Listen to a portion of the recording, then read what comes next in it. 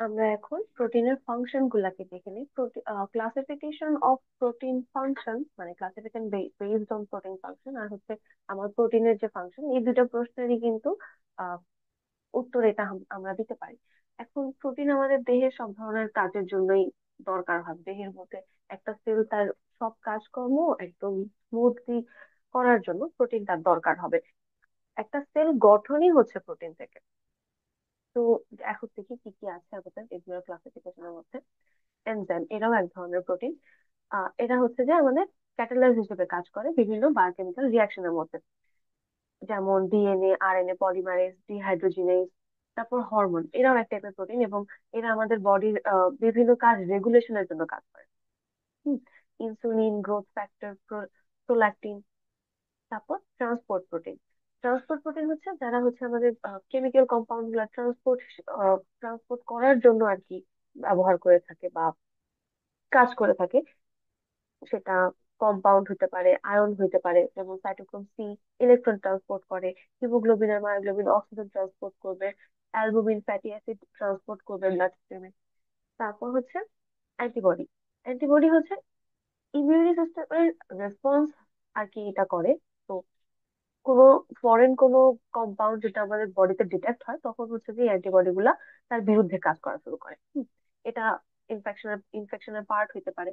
যেমন হচ্ছে যে লিম্ফোসাইট অ্যান্টিজেন, এরা হচ্ছে যে বিভিন্ন রিসেপ্টরকে রেকগনাইজ করে।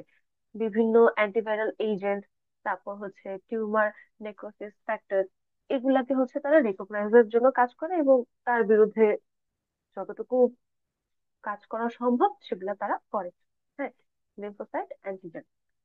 তারপর স্ট্রাকচারাল প্রোটিন কি আমরা আগেই বলছি যে আমাদের একটা সেল গঠনের ক্ষেত্রে কিন্তু প্রোটিনের কাজ কাজ থাকে।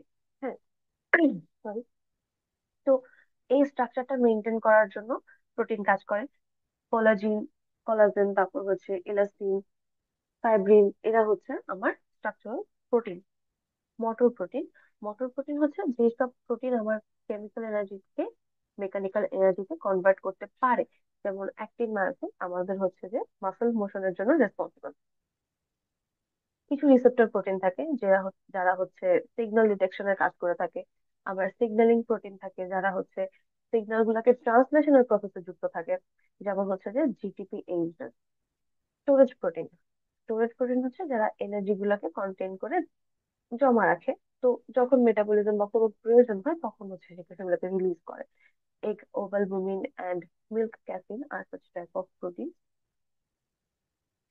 প্রোটিনের আরেক ধরনের ক্লাসিফিকেশন করা যায় যে এই প্রোটিনটা কোথায় অবস্থান করতেছে তার উপর ভিত্তি করে। হ্যাঁ, protein base by location in the living cell, appearance এর উপর ভিত্তি করে তাদেরকে কয়েক ভাগে ভাগ করে। একটা হচ্ছে মেমব্রেন প্রোটিন, ইন্টারনাল প্রোটিন আর হচ্ছে এক্সটার্নাল প্রোটিন।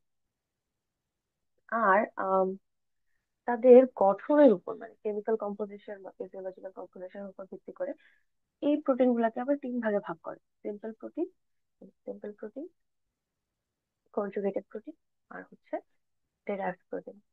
সিম্পল প্রোটিনের মধ্যে আবার দুই ধরনের ভাগ থাকে, একটা হচ্ছে গ্লোবুলার প্রোটিন আর হচ্ছে আমার স্ক্লেরিও প্রোটিন। গ্লোবুলার প্রোটিন গুলা কিরকম? গ্লোবুলার প্রোটিন হচ্ছে এরা সলিউবল ইন ওয়াটার হবে।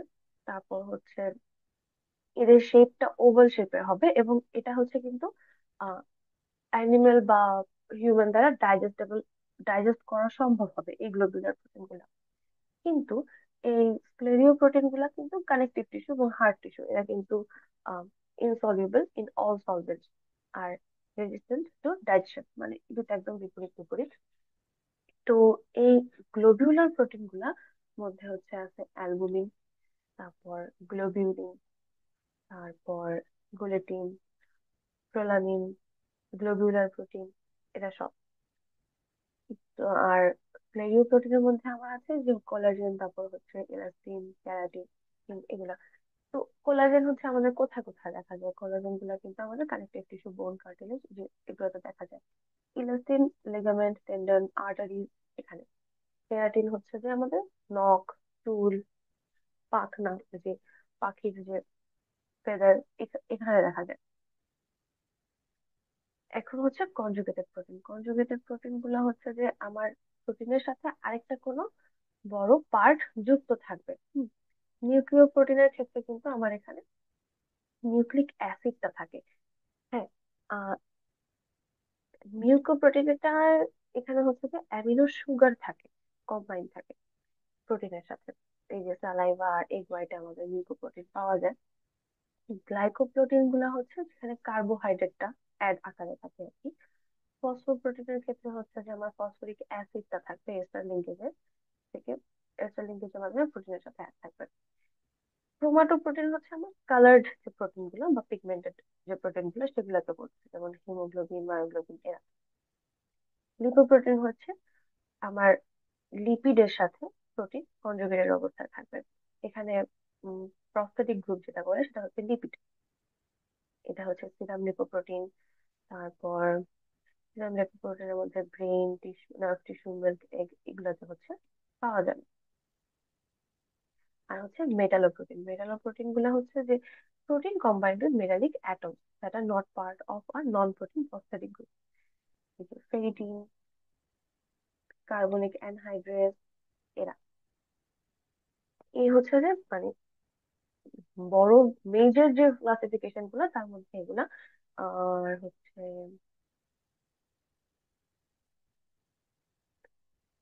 শেপের উপর ভিত্তি করে যে ফাইব্রাস প্রোটিন, গ্লোবুলার প্রোটিন, এটা আগে বলা হয়েছে। আর এই যে ক্লাসিফিকেশন বেসড আপন ফিজিওকেমিক্যাল প্রপার্টি, ফিজিওকেমিক্যাল প্রপার্টি যেটা, আর হচ্ছে ওখানে কম্পোজিশনের উপর ভিত্তি করে ওই দুটা আমি একসাথে কভার করে দিয়েছি। সিম্পল প্রোটিন গুলো কিন্তু yield only amino acid on hydrolysis, অর্থাৎ কোন একটা প্রোটিনকে ভেঙে যদি আমি শুধুমাত্র অ্যামিনো অ্যাসিডের যে গ্রুপটা সেটা পাই, তাহলে ওটা আমার সিম্পল প্রোটিন। আর যদি হচ্ছে যে অ্যামিনো অ্যাসিডের সাথে যদি নন প্রোটিনের কোনো প্রোডাক্ট থাকে, সেটাকে যদি আমরা পাই ভেঙে, তাহলে ওটা আমার কনজুগেটেড প্রোটিন। আরেকটা পার্ট আছে, এটা হচ্ছে ডেরাইভড প্রোটিন। ডেরাইভড প্রোটিন গুলো হচ্ছে প্রোটিন, প্রোটিয়েজ, তারপর পেপটোন, পেপটাইড। ডিরাইভড প্রোটিন গুলো আসলে কি, যে আমার কোনো একটা প্রোটিন সেটা ডিনেচার করা হয়েছে, ডিনেচার বলতে তাকে অ্যাসিড বা হিট বা অন্য কোনো ধরনের বা কোয়াগুলেশন করে সেটাকে ভেঙে ফেলা হয়েছে এবং তার স্ট্রাকচারটাকে নষ্ট করে দেওয়া হয়েছে। তো সেটার ফলে যে আমার রেসিডিউ বা অবশিষ্ট রয়েছে সেটা হচ্ছে আমার ডেরাইভড প্রোটিন।